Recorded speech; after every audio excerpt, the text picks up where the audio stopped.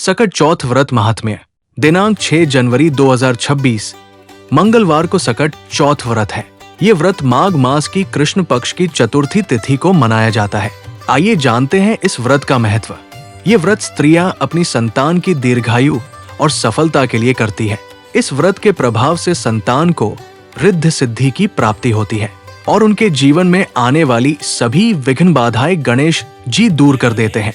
इस दिन स्त्रियां पूरे दिन निर्जला व्रत रखती हैं। संध्या समय गणेश पूजन तथा चंद्रमा को अर्घ्य देने के पश्चात ही जल ग्रहण करती है। सकट चौथ व्रत की विधि। माघ मास की कृष्ण पक्ष की चतुर्थी तिथि को सकट का व्रत किया जाता है। इस दिन संकट हरण गणपति का पूजन होता है तथा विद्या, बुद्धि, वारिधि गणेश और चंद्रमा की पूजा की जाती है। भालचंद्र गणेश की पूजा सकट चौथ को विशेष रूप से की जाती है। प्रातः काल नित्य कर्म से निवृत्त होकर षोडशोपचार विधि से गणेश जी की पूजा करें।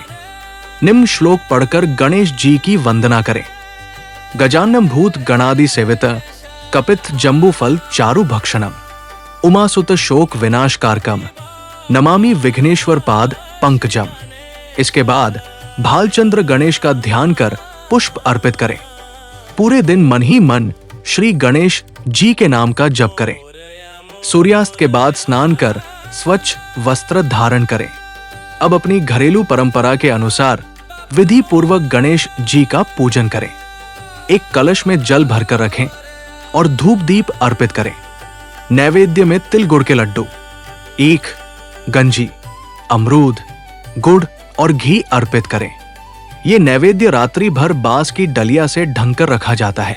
पुत्रवती स्त्रियां पुत्र की सुख समृद्धि के लिए ये व्रत रखती है। नैवेद्य को पुत्र खोलता है और भाई बंधुओं में बांटता है। गणेश चतुर्थी कब शुरू हुई, इसके लिए जगत में 3 कथाएं प्रचलित है। आइए उन कथाओं को सुनते हैं। पहली कथा, एक साहूकार और एक साहूकारनी थे जो धर्म पुण्य को नहीं मानते थे। इसी कारण उनके कोई संतान नहीं थी। एक दिन साहूकारनी पड़ोसन के घर गई। उस दिन सकट चौथ था।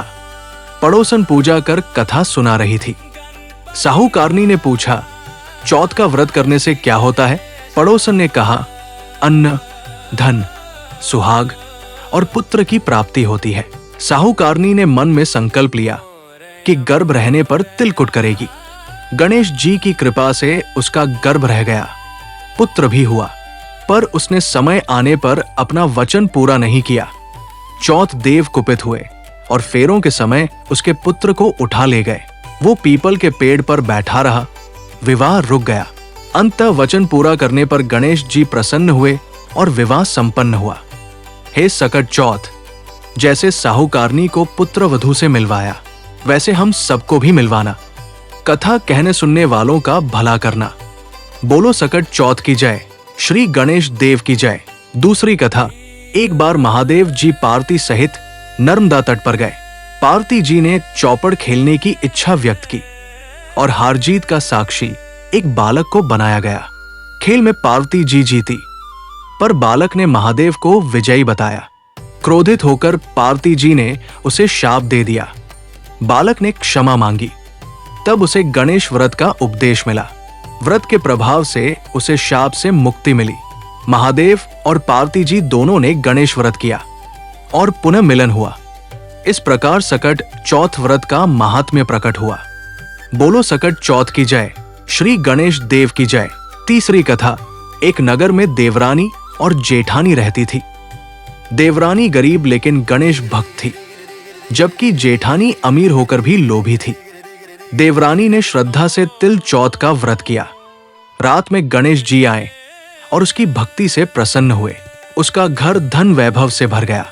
जेठानी ने लोभ में व्रत किया, पर परिणाम विपरीत हुआ। अंत में उसे अपना आधा धन बांटना पड़ा। हे गणेश जी, जैसी कृपा आपने देवरानी पर की, वैसी सब पर करना। ईर्ष्या और लोभ से सबकी रक्षा करना।